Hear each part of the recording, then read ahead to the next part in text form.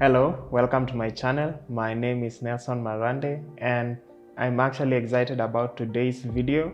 For those who are new to this channel, I am a photographer and videographer as well. I have been doing this for the past few years, and now I want to pass on what I have learned in the few years that I have been in the industry, so that if you are a beginner or an amateur, you can get to learn faster how to operate your camera, how to get started.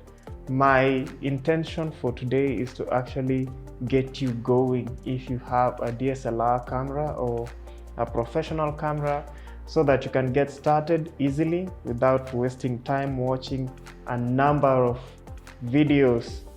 So I'm actually going to compile things that are going to help you and get you going. So let's get to the video.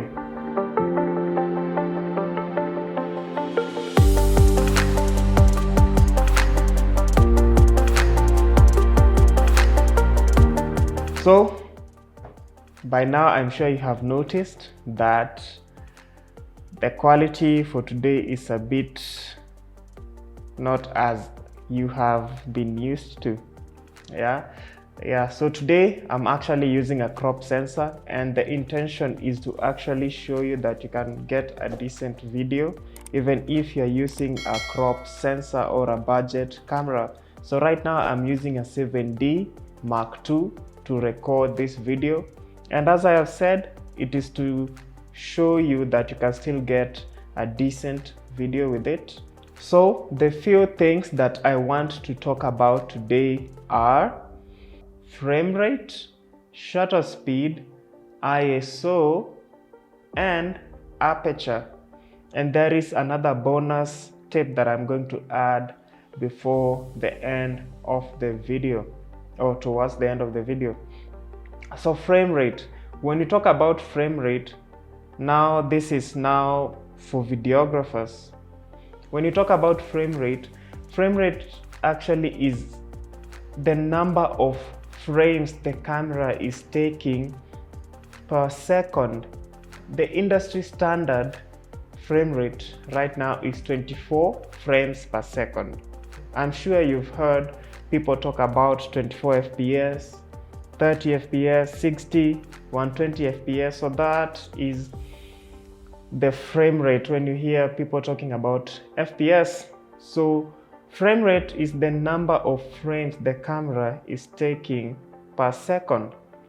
When filmmaking started, the idea of filmmaking started, when you look at it, even the Tom and Jerry that most of you know, the story of it is that when it started, I don't know if these days they still do it, but when it started, they actually had artists draw each and every frame that is going to happen, and when they compile them, it becomes a video.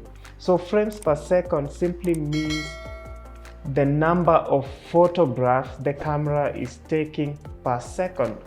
So as I have said, the industry standard frame rate is 24. Even in Hollywood, that's what they are using to actually have a cinematic look.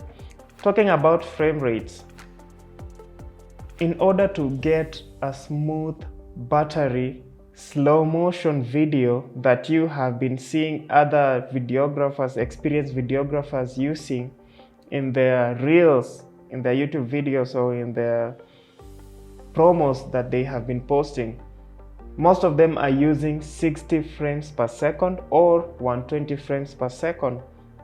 Now, when we go from 24 frames per second and you go to 30, it simply means that the camera is taking 30 frames per second. When you go to 60 as well, the camera increases the number of times and the number of frames that you're going to have per second.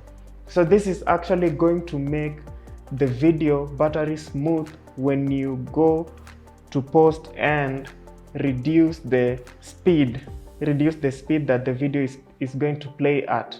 So at 24 frames per second, you're not going to actually get a buttery smooth video, but at 60, you're going to get somewhat a smooth slow motion video. But at 120 frames per second, is where you are now going to get a battery smooth video, because the camera is taking 120 frames per second. This is how actually the camera has been created. It takes as many photographs as possible per second, so that when you compile it, it becomes a video. So when you try and take the high-speed continuous photos using your DSLR and compile them as a video, you're going to see that it actually plays as a video, but now it has no sound. So when you put this functionality in a video, this is actually the mind that they had. That is all about frame rates. When you want to get a battery smooth frame rate, you can use 120 frames per second or 60 frames per second. But when you want to get that cinematic look, it is better to use 24 frames per second, because that is also how our eyes perceive what we are seeing. So 24 frames per second is the industry standard cinematic look. So the second thing that I want to talk about today is the shutter speed. And when you talk about shutter speed, it simply means how long your image is exposed to the world. So the shutter speed can affect your lighting as well. When you're taking photos, the shutter speed actually is the one that determines how sharp your image is going to be. This is one of the areas that many beginners have a problem understanding, and I did as well, balancing between shutter speed, aperture, and the ISO. That when you change your shutter speed, it affects the lighting as well. So sometimes someone might forget that the shutter speed was so high when maybe the person was taking a video. So what does the person do? The person increases the ISO even in an outdoor setting. Maybe it is daylight, the sun is out, overhead in fact at noon, but someone has forgotten that the shutter speed, let's say, was at 320. Maybe you are taking a slow-mo video and then the person changes the ISO, bumps up the ISO. The video would look fairly nice, but when you balance it as it should be, it would really look better. So for shutter speed, you really need to know what works for you. There isn't really a set amount of shutter speed that you can say maybe that this is 320, you must use this. It really depends on what you want to achieve. Let's say maybe you want to achieve a dreamy kind of scenario. Maybe someone is losing focus or in a dream setting. You have to use a very low shutter speed in order to have that blurry effect, the camera shake and all that. Maybe someone is losing consciousness, maybe in a movie. That's where they use a slow shutter speed in order to get that kind of effect. And this is something that I was learning as I started. I was really wondering how they did it in movies, but it is not in post. They do it in camera.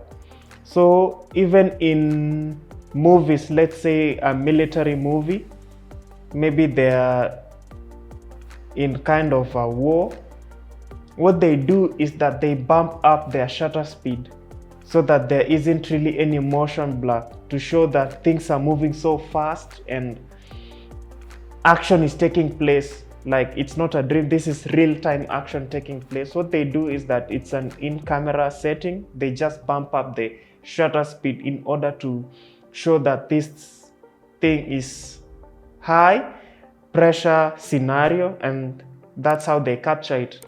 So the shutter speed is like our eyelid. It is the functionality that actually shows how much the image is being exposed to the world or to light. the longer the image is exposed to the world, the more the light is captured and the more blurry your photo can get, unless you're using a tripod. That's how it works. But the less amount of time the image is exposed to the world, the less light it is allowing into the camera. So keep that in mind, hold that thought. When I was talking about frame rates, I remember that I mentioned that frames per second or frame rate, it simply means the amount of images that the camera is taking per second, or the number of frames the camera is taking per second. Now, for videos, the camera determines through shutter speed how much light is being allowed into the camera. And that in itself simply means for videos, the shutter speed actually works per frame. It does not work like the whole video. It works per frame. And that's something that I have been thinking about. It works per frame. Yeah, so when you keep that in mind, you will easily understand how to determine the amount of shutter speed that you are using. The more the shutter speed, the lesser the light is being allowed in, and the sharper your image is. The lesser the shutter speed, the more the light is being allowed into the sensor. So that is how the shutter speed works. It's like I've said, it's like our eyelid. When you close your eyes real fast, let's say you are just closing your eyes, and when you open your eyes real fast and just shut them back, you won't see the amount of exposure of light that is in the room exactly. You won't perceive how much light is in the room. You just know that there is light, but you won't perceive it as much. So that is how the shutter speed works. If you want to capture action real time, maybe say a sport setting, in a sport setting, you have to use a higher shutter speed in order to capture it real time, so that you won't have motion blur. So this actually shows that it is a high action. Maybe someone is running with a ball, a soccer ball or a football. Yeah, so it will show that action was taking place when you use a higher shutter speed. Maybe a relaxed setting, maybe you're at an event, people walking, or in a movie. Shutter speed that you have to use would be less depending on what you want to achieve. Maybe some people use a shutter speed of 60, some people use 50, some people use 80, some people use 100. Yeah, so it really depends on what you want to achieve. If it's slow-mo, you better bump up your shutter speed. If it's not a slow-mo video that you want to get as your end result, if you want to get that cinematic look, go for the industry standard shutter speed. That is what I'd advise, and that is 60. So that is all I can share about shutter speed, and I'm sure that I'm going to share more on episodes to come. The third thing which I want to talk about today is the ISO. So the ISO, it's an in-house functionality that increases light in the images that you are taking. It's artificial lighting in the camera. It's inbuilt. It's like in your house. Yeah, it's dark outside, but you can switch on lights in your house so that the things that are in your house are well lit. So for the camera, the image outside is dark, but in the camera it will be well lit because it's an inbuilt functionality. We must be careful because the higher the ISO, the more noisier or the more grain we are going to get in our images. But these days we have cameras that have really been improvised or improved in that functionality. Some can go up to even 40,000. That is not advisable. Cameras like Sony, cameras like the ESR and all that, these days you can really bump up your ISO as much depending on the effect that you want to achieve. But what I'd say is that the lower the ISO, the better the quality of your video. If you can use external lighting for your video or for your photo, I'd advise that you use external lighting. If you're a natural kind of person who maybe you like taking natural photos, you can use it. You can use it because it really depends on what you want to achieve. But for videos, yeah, it is better to use external lighting. I know some photographers introduce grain in their photos so that it looks more kind of old, like an old setting, maybe for people to think that they used an old camera, which today to find these old cameras is really hard. But it's kind of unique for everyone depending on what you want to achieve. But for ISO, it really depends on the situation. Sometimes when I try to guide some beginner photographers or amateur photographers, sometimes they ask, what amount of ISO should I use in order to capture this kind of image? It's a good question because sometimes people think that it is a fixed number, but it is not fixed. It just depends on the situation. Maybe you are in a well-lit room. That way you'd have to use the lowest ISO. And in this, what I'm explaining now, I'm actually explaining in a way that maybe you're using manual mode. For auto, I wouldn't advise. Manual mode is what I'm talking about today. If you're using manual mode, you have full control of your camera. And that is where I want to get you as an amateur photographer or videographer. So when you are in a well-lit room, I'd advise that you use a lower ISO. Why? Because the quality is much better when you're using a lower ISO. Then you have to reduce your aperture so that the light that comes in is just enough for that situation. But when you are in a darker room, you have to check your ISO. So this brings me to the fourth tip, which is the aperture. So the aperture is the functionality that allows a set amount of light to enter into the camera. And this now, when you tie them together, simply can give you a well cinematic look. So aperture is like the pupil of a human being. When you're in a darker room, I'm sure when you look into someone else's eyes, you'd see that their pupils become large to allow them to see better. But when they are in maybe sunlight outside, the pupil becomes smaller. I don't know if we've ever noticed that, but I have.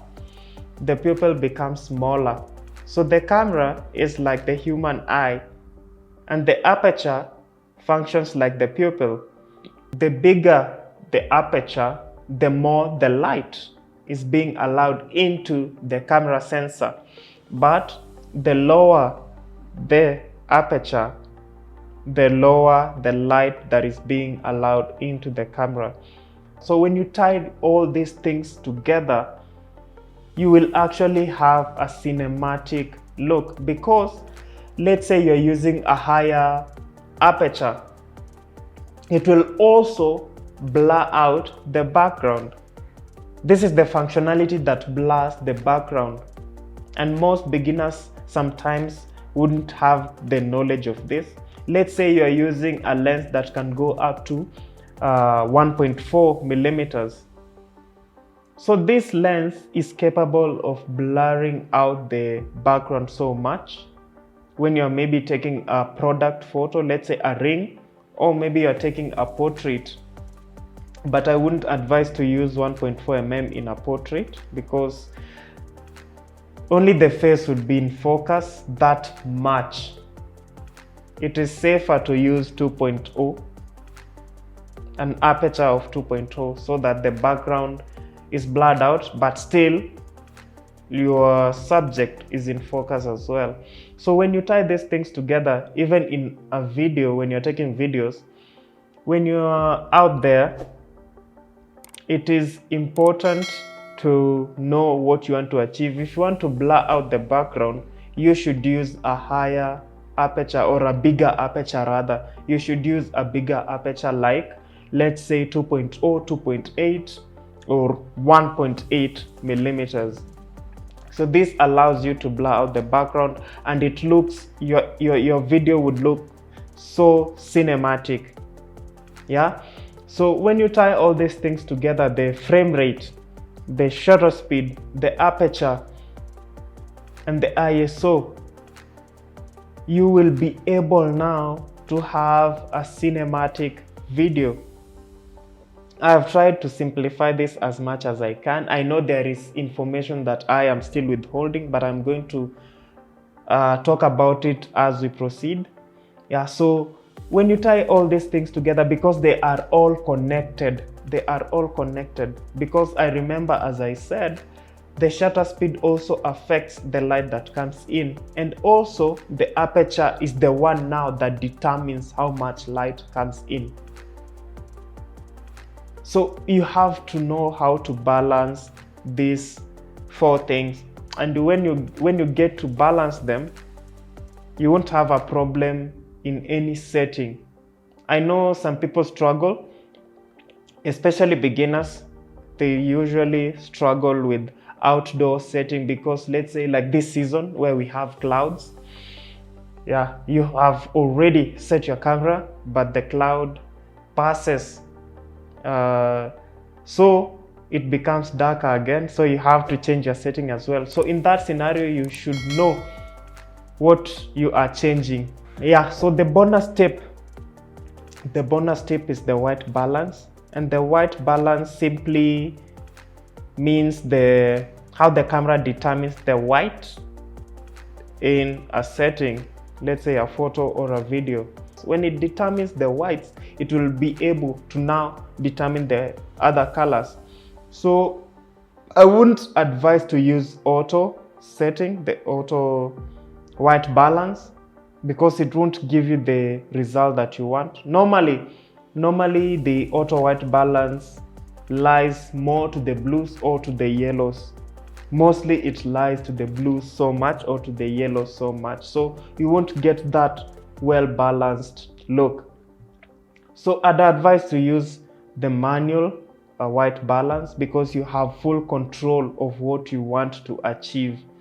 Yeah, so this setting is usually very important, but sometimes we overlook. Even I do it sometimes. I forget to change the white balance, but these days I have learned to not forget the white balance. It is very important, because it affects the colors of your video and the skin tone as well.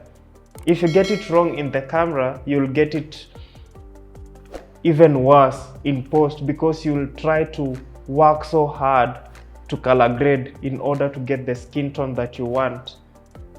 Yeah, so I'd advise to use the manual white balance, because for manual, even when you're outside, when you shift the focus of your camera to someone else, when you're at an event, the white balance won't change. It will be the same. The only thing that you want to change is the maybe ISO or the aperture. That's the only thing that you want to change. So that is what I'd advise. So when you combine all these 5 things together, the frame rate, the shutter speed, the ISO, the aperture, and the white balance, you will have an easier time in learning your camera well. So this is all I have for you today. I hope that you have picked even a point from this, and I hope that it has helped you. So yeah, thank you for watching. Thank you for being here. Yeah, remember to like, subscribe if you're new, and share the video. Remember to always work on your growth each and every day. Remember to learn something every day. Bye.